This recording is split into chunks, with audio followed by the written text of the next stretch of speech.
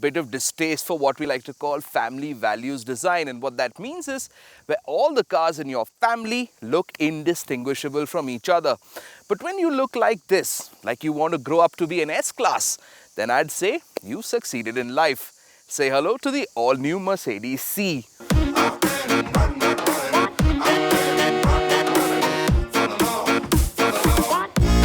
Mercedes, the new C-Class is kind of a roots revival. Mercedes has been in a bit of a design arms race with brands like BMW and Audi, amping up the aggression in the styling in a desperate bid to get rid of the fuddy-duddy image it had gained over the years. And in the all-new Mercs that emerged over the past few years, it has mostly succeeded.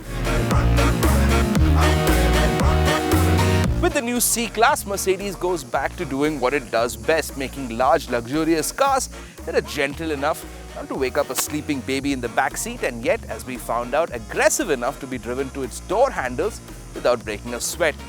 The C-Class is classy and yet not baroque. This car's got so much swagger, yet in a Savile Row suit.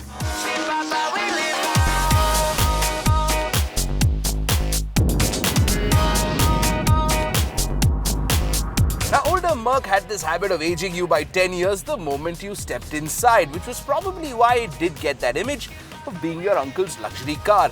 It took a while for Mercedes to figure out that hood ornaments don't really work unless you're driving the Queen of England. And that while it was nice to be cushy and comfortable, sometimes people like to have a bit of fun as well.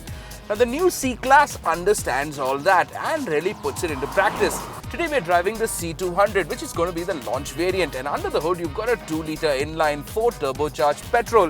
It's doing 181 bhp and 300 newtons of torque. Now, we've driven this engine in the E200, and here in this smaller car, much lighter thanks to the new chassis, it feels completely different. It's almost imperceptible at idling and low speeds, but prod it with a pointy stick and it will kind of snarl back and respond really well. Now, Mercedes says the new C will hit 100 in about 7.3 seconds, and from the way this car behaves, we believe them. It seems Mercedes has gone out of its way to create what people in this category like to call sports sedans. To put that into perspective, let's just say that the C200 isn't as responsive as, say, the BMW 320i, but then it also behaves with very little drama, allowing you to reach illegal speeds before you even realize it.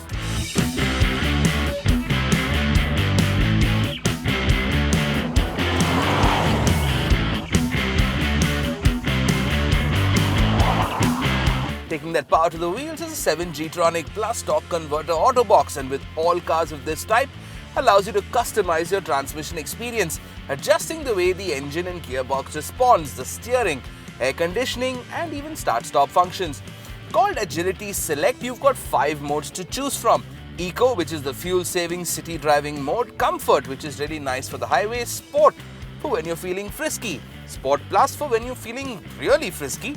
And finally, if you think that you're better than all the trained minds down at Stuttgart, you've got the individual setting, where you can customize the settings yourself. Obviously, for a young man about town like me, the Sports Plus mode was the most fun.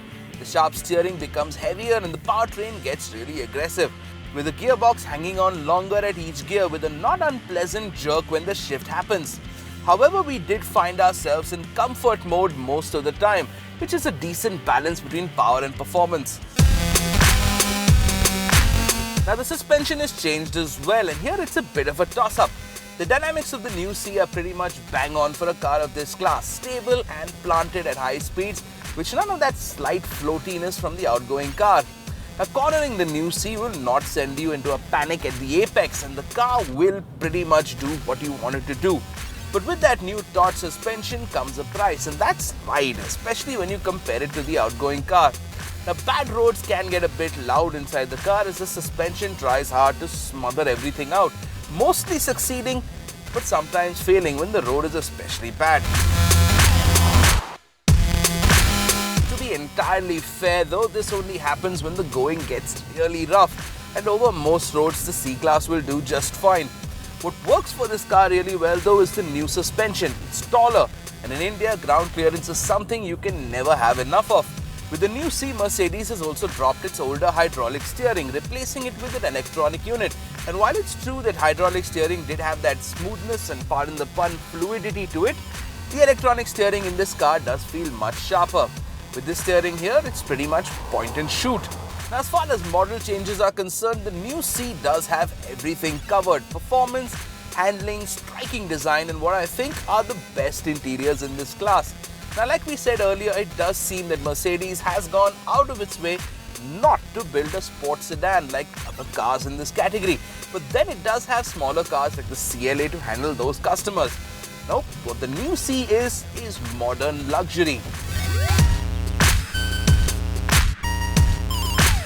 Now, one of the things I really love about this car is the way it's been styled. It looks just like an S-Class, but smaller. Now, I know that's a punchline for a really rude joke, but it is what it is. And this is where the car stands apart from the competition in this segment and perhaps even the segment above it. And that's because the interiors borrow a lot from the flagship S-Class. Because this is a car of this kind, there's plenty of hewn brushed metal and wood. Then the steering feels like you've paid a lot of money for it. We've been driving the top-end variant and Mercedes hasn't scrimped on the equipment list. You've got an 8.4-inch screen, a click-wheel controller and a touchpad which makes the command media system easy to navigate. And that's connected to a splendid 13-speaker Burmeister audio system. What we also love about this car are the front seats. These are the kind of plush chairs that you'll find in a gentleman's club. Leg and headroom is about okay in the back, but not as spacious as lesser cars like the Superb or the Camry. Prices begin at 39.9 lakhs for the 2.1-litre diesel, while the petrol car that we've been driving today will cost you 40.9 lakhs ex-Delhi.